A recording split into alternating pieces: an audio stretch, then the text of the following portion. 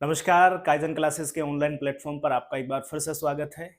आज हम उत्तराखंड लोक सेवा आयोग के द्वारा जारी किए गए एक नोटिफिकेशन पे बात करेंगे। ये वही नोटिफिकेशन है जिसका आप सभी अभ्यर्थियों को बेसब्री से इंतजार था। जो असमंजस का खेल बना हुआ था, वो असमंजस का खेल आयोग ने दूर कर दिया है, अटकलें दूर कर दी हैं। हम बात कर रहे हैं उत्तराखंड लोक सेवा आयोग के अपर पीसीएस वाली परीक्षा की। अपर पीसीएस की परीक्षा जो कि केवल उत्तराखंड के बच्चे ही नहीं बल्कि अदर स्टेट के जितने भी अभ्यर्थी हैं वो सब यहाँ पे पार्टिसिपेट कर सकते हैं, यहाँ पे परीक्षा दे सकते हैं। बात कर लेते हैं उस नोटिफिकेशन की जो 2 अप्रैल को आयोग ने जारी किया है। ये 2 अप्रैल को जारी हुआ है। ये नोटिफिकेशन उत्तराखंड सम्मिलित राज्य प्रवर अधीनस्थ सेवा परीक्षा 2025 के लिए है, अर्थात अपर पीसीएस 2025 की भर्ती से संबंधित है। ठीक है, विज्ञप्ति जारी की है, एक नोटिफिकेशन जारी किया है जिसमें उत्तराखंड लोक सेवा आयोग ने स्पष्ट रूप से बताया है कि अलग अलग विभागों के अंतर्गत 122 पदों पर सीधी भर्ती होगी। सबसे पहली बात तो है इस बार 122 पदों पर सीधी भर्ती होगी। इन पदों का किस तरीके से क्लासिफिकेशन है उससे संबंधित भी एक नोटिस आयोग ने जारी कर दिया है। उस नोटिफिकेशन को हमने अपने टेलीग्राम चैनल पे प्रोवाइड करा दिया, आप वहां जाकर के चीजों को चेक कर सकते हैं। अभी बात कर लेते हैं ये जो 2 अप्रैल का नोटिफिकेशन है, इसमें क्या कहा है आयोग ने। इसमें कहा है कि एक परीक्षा कैलेंडर जिसका हमने जिक्र भी किया था, डिटेल डिस्कशन किया था, 10 जनवरी 2025 को उत्तराखंड लोक सेवा आयोग ने अपना एक परीक्षा कैलेंडर निकाला था, अपडेटेड कैलेंडर था। उस अपडेटेड कैलेंडर में अपर पीसीएस की डेट अनाउंस की थी परीक्षा की, यानी प्री वाली डेट, और वो की थी 29 जून 2025 को, यानी 29 जून 2025 को ये परीक्षा होनी है। ये आयोग ने यहां क्लियर कर दिया है कि 29 जून 2025 को ही परीक्षा आयोजित की जाएगी। प्रारंभिक परीक्षा यानी प्रीलिम्स की जो परीक्षा है वो 29 जून को होगी उत्तराखंड लोक सेवा आयोग के अपर पीसीएस की। अब आपके पास बहुत कम समय बचा है, अप्रैल का पूरा महीना है, मई है और जून के अंत में पेपर है। कुल मिला के आपके पास अब से 3 महीने का समय बचता है। इन 3 महीनों को आपके प्री के लिए एकदम तरीके से अपने आप को झोंक देना चाहिए। उसमें हर तरीके के सब्जेक्ट को, चाहे वो सीसेट हो, क्योंकि सीसेट भी उत्तराखंड लोक सेवा आयोग जो है अपने सीसेट के स्तर को लगातार इंक्रीज कर रहा है। बिल्कुल यूपी और जो यूपीएससी का सीसेट है बिल्कुल उसी की सीसेट की तर्ज पे यहां भी सीसेट को थोड़ा सा वेटेज दिया जा रहा है।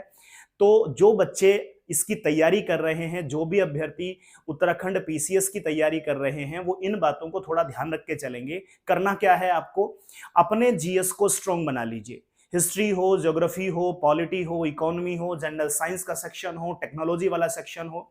इसके साथ में जैसा कि इस बार जो पिछली परीक्षा हुई थी उस परीक्षा में 1/3 सवाल उत्तराखंड स्पेशल से पूछे गए थे। चाहे वो बच्चा उत्तराखंड का हो या उत्तराखंड के किसी बाहर के राज्य का हो, आप सभी को उत्तराखंड को थोड़ा सा ठीक से देख के जाना है, क्योंकि 150 सवाल, अगर हम जीएस के पेपर की बात करें तो जीएस का जो जनरल स्टडी वाला पेपर है उसमें 150 सवालों में से 50 सवाल जो है वो उत्तराखंड स्पेशल के रहने वाले हैं। इसलिए उत्तराखंड को ठीक ठाक आपको तैयार कर लेना है आगामी 3 महीनों में।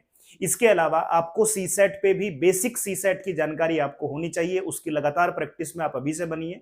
बहुत सारे बच्चे इस बात की गलती करते हैं कि सीसेट को जो है वो अंडरवेटेड रखते हैं और सीसेट को बिल्कुल अंत में उठाने की कोशिश करते हैं, 15 दिन पहले, 1 महीना पहले। देखिए 1 महीना पहले सीसेट तैयार नहीं होता है। मेरा आप सभी से अनुरोध है कि अभी से उस सीसेट को डे बाय डे देखते जाइए, साथ साथ सीसेट के लिए भी आप समय निकालिए। हर रोज की अपनी दिनचर्या में 1 घंटा 2 घंटा सीसेट के लिए रखिए। उसमें मैथ्स है और रीजनिंग है। मैथ्स और रीजनिंग की बेसिक चीजें आप अपनी स्ट्रॉन्ग कर लीजिए। जो भी आपने पढ़ा है आप उसको मैक्सिमम रिवीजन दीजिए। जितना ज्यादा मल्टीपल आप रिवीजन्स करेंगे उतनी ज्यादा चीजें आपकी कंठस्थ हो जाएंगी, उतनी ज्यादा कंसोलिडेट हो जाएंगी। उन चीजों को कंसोलिडेट कर लीजिए, बेसिक्स को स्ट्रॉन्ग कर लीजिए अपने। इसके साथ में क्या करना है आपको, सफलता की केवल एक ही चाबी है कि जितना ज्यादा आप प्रैक्टिस करके जाएंगे, मैं क्लास के दौरान भी कहता हूं, आपको भी ऑन कैमरा बोल रहा हूं कि जितना ज्यादा आप प्रैक्टिस करेंगे, पीवाईक्यू की मॉक लगाएंगे, उतना ज्यादा आपको सफलता मिलेगी। आप पाएंगे कि जितना ज्यादा प्रैक्टिस करके जा रहे हैं उतनी ज्यादा कम परेशानी आपको एग्जामिनेशन हॉल में होने वाली है।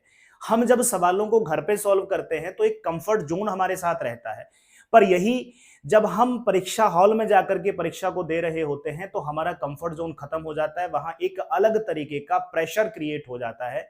आप उस प्रेशर को क्रिएट होने से बचा लें या फिर उस प्रेशर को कम कर लें। इसके लिए जरूरी है कि आप डे बाय डे जो आप रिवीजन कर रहे हैं या जो भी आप नया पढ़ रहे हैं उसके पढ़ने के साथ साथ अपने टाइम टेबल में एक समय ऐसा निकालिए जब आप सवालों को सॉल्व कर रहे हो। सीधा सा तरीका है, लाइक आप पॉलिटी पढ़ रहे हैं तो पॉलिटी पढ़ने के साथ साथ में जो भी टॉपिक आपने आज पॉलिटी का खत्म किया है उस पॉलिटी के टॉपिक से संबंधित जो भी टॉपिक वाइज पीवाईक्यू या जो भी टॉपिक वाइज टेस्ट सीरीज आपको मिल रही है उससे गो थ्रू हो जाइए, बाद के लिए मत छोड़िए।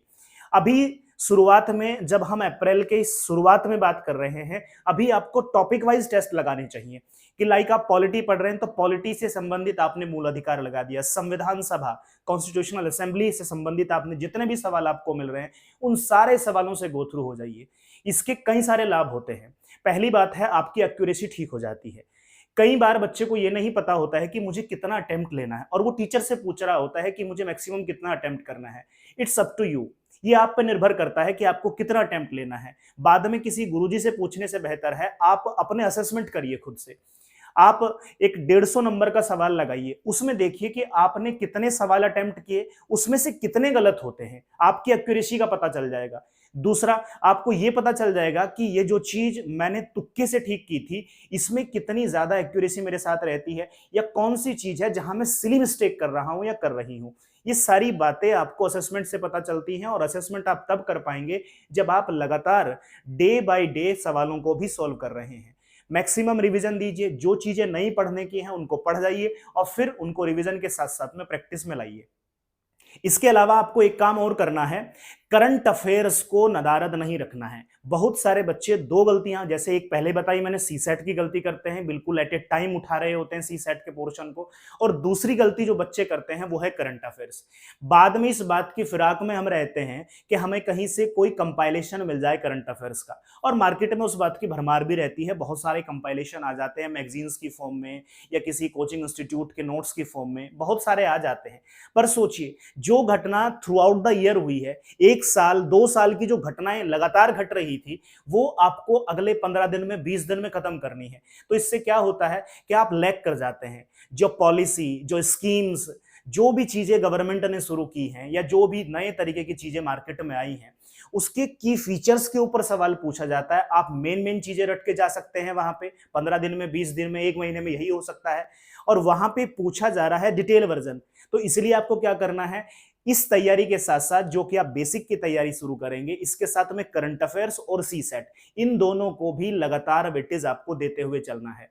ये वो सारी बातें हैं जो आपको सफलता की राह पे आगे बढ़ाएंगी। अदरवाइज क्या होता है, हम कई साल से तैयारी कर रहे होते हैं और हमें बाद में पता चलता है कि हमारा 2 नंबर से रुक गया, हमारा 4 नंबर से रुक गया है, क्योंकि आज के समय में पीटी सबसे बड़ी हर्डल हो गई है। मेंस ने आपने मेंस की तैयारी करी, लगातार 6 महीने 1 साल सेल्फ स्टडी करी या फिर किसी कोचिंग से आपने कोई गाइडेंस लिया, उसके बाद आप पाते हैं कि मेंस तैयार है मेरा, पर मेरा प्री नहीं निकल रहा है कई साल से। इसका केवल और केवल एक ही कारण है।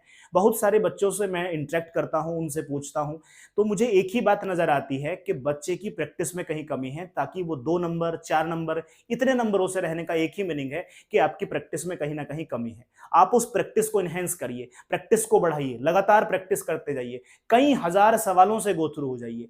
खास तौर से पीवाईक्यू, उत्तराखंड पीसीएस तब निकलेगा जब आप उत्तराखंड लोक सेवा आयोग की जितनी भी परीक्षाएं होती हैं, चाहे वो आप समझें कि फॉरेस्ट रेंजर ऑफिसर से संबंधित हो या जितने भी समीक्षा अधिकारी हो, जितनी भी यूकेपीएससी की परीक्षाएं होती है, उन सब के पीवाईक्यू जीएस से संबंधित वो सारे लगा जाइए। उत्तराखंड के सवाल कैसे पूछे गए हैं, यूके ट्रिपल एससी ने भी जो सवाल पूछे हैं, उन सारे सवालों को चैप्टर पढ़ते हुए, मान लीजिए आपने परमार वंश पढ़ा उत्तराखंड के इतिहास में, परमार वंश से संबंधित यूकेपीएससी ने अभी तक पिछले कम से कम 10-12 सालों में क्या सवाल पूछा है, यूके ट्रिपल एससी ने क्या सवाल पूछा है, वो सारे सवाल आपके एकदम से रटे होने चाहिए, आपके टिप्स पे होने चाहिए। इससे क्या होगा कि आपका डर भी खत्म हो जाएगा, कॉन्फिडेंस भी बढ़ जाएगा और अंत में आप सफल भी होंगे। बहुत बहुत शुभकामनाएं आप सभी बच्चों को। आई होप आपको ये इंफॉर्मेशन थोड़ा सा लाभ पहुंचाएगी। धन्यवाद।